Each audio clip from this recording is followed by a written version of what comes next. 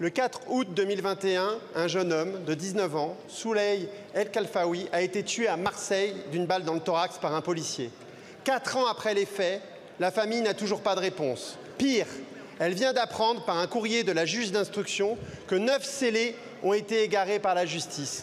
Vous avez bien entendu, chers collègues, les images de vidéosurveillance, les enregistrements d'appels aux pompiers et à la police, l'audition filmée du policier qui a tué Souley ont été égarés. Ma première question au garde des Sceaux est la suivante. Comment des pièces aussi importantes ont-elles pu disparaître? Une enquête, effectivement, doit être absolument menée tout de suite.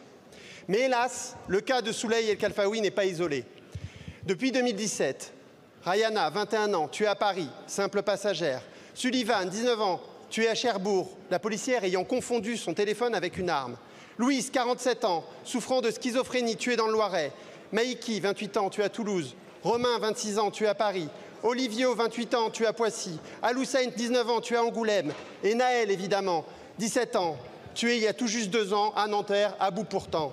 Il y a donc bien un problème systémique en France, chers collègues.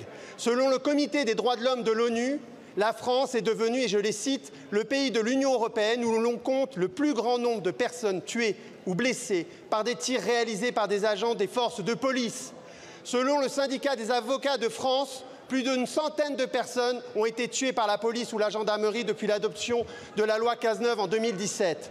Cette loi, vous le savez, élargit la légitime défense aux refus d'obtempérer qui sont susceptibles de menacer l'intégrité physique d'autrui.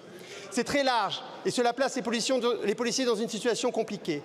Collègues, il n'est pas normal qu'une partie de la population ait peur de sa police. Il n'est pas normal que des contrôles policiers se terminent par des morts. La légitime défense ne doit jamais valoir permis de tuer. Que comptez-vous faire, monsieur le ministre ?